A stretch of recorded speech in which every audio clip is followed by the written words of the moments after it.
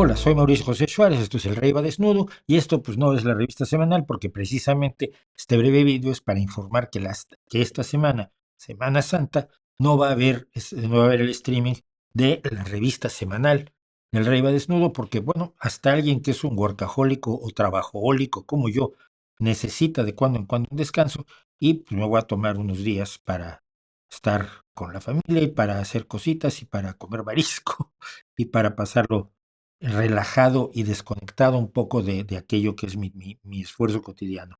Trabajo mucho, lo sé, tampoco digo que sea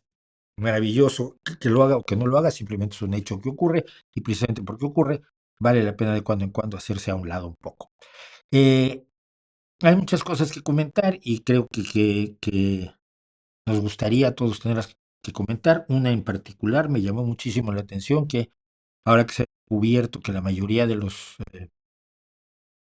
las víctimas enviadas por Donald Trump al campo de concentración o gulag que tiene Nayib Bukele,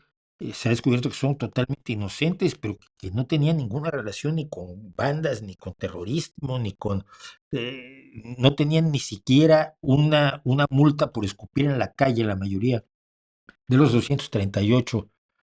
venezolanos enviados a El Salvador, además, y algunos salvadoreños también. eh,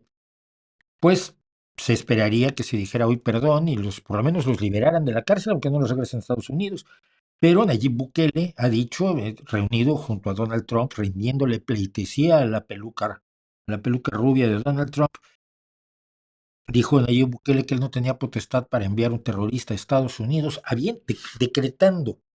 decretando allí mismo por sus propias barbas que el joven del que se hablaba, que no tienen, insisto, ni siquiera una multa por escupir en la calle, o del quienes ya hablamos aquí, el futbolista o el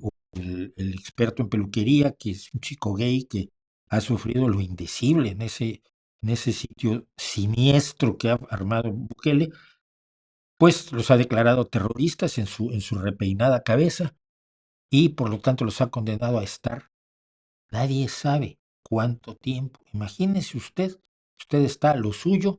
en un país que lo ha recibido, donde tiene usted una residencia legal, que de pronto llegan unos matones, lo suben a un vehículo, lo meten a una cárcel, lo suben a un avión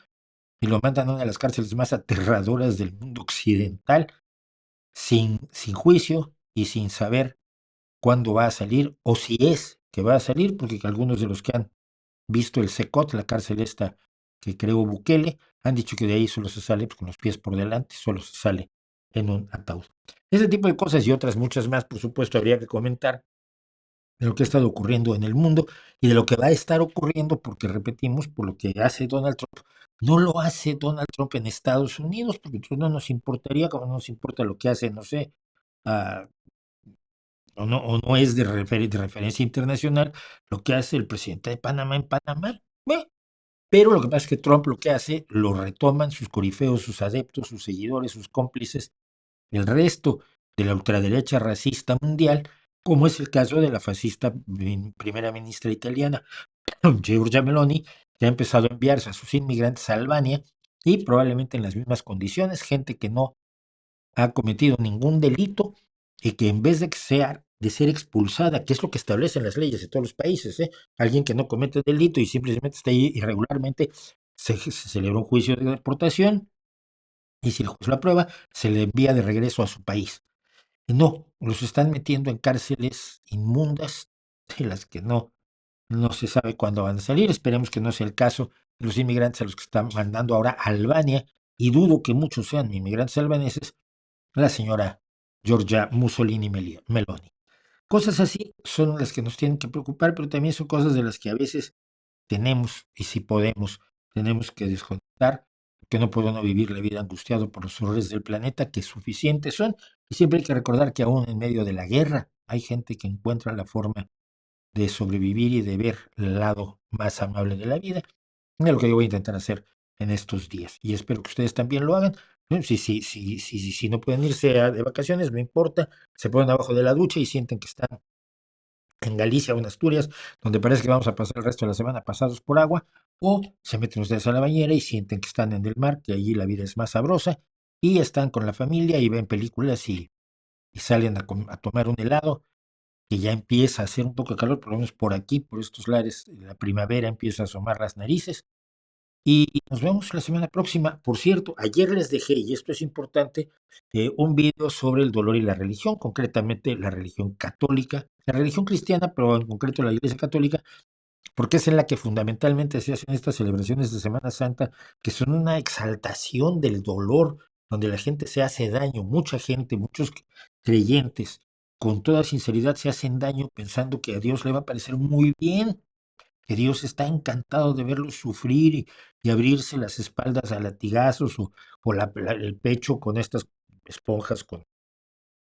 con pinchos con los que se pegan para sacarse sangre, o los que se hacen crucificar, algunos incluso clavándose y se ponen cadenas y etcétera, etcétera. Y todas estas penitencias que hace la gente son una exaltación del dolor como esas figuras de Cristo que son aterradoras las que llega uno a ver. Y hay una relación desafortunadamente muy estrecha entre la religión y en concreto el cristianismo y especialmente el catolicismo y el dolor, la exaltación, la adoración del dolor,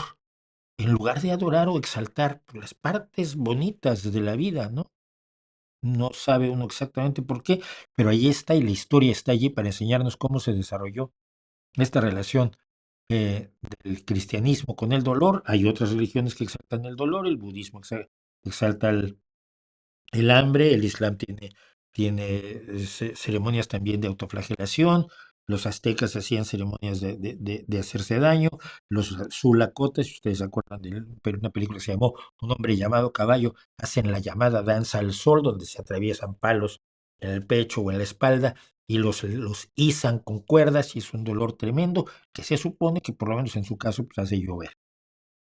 Esta relación de las creencias religiosas con el dolor, pues la exploramos en el video que hicimos ayer y que les invitamos a que vean. Y que, si es posible, comenten, recomienden. Y si nos ayudan, por supuesto, a seguir con el canal, pues muchísimas gracias. Yo por lo pronto me voy a mis cosas y ahí les dejo mi reputación para que la hagan pedazos.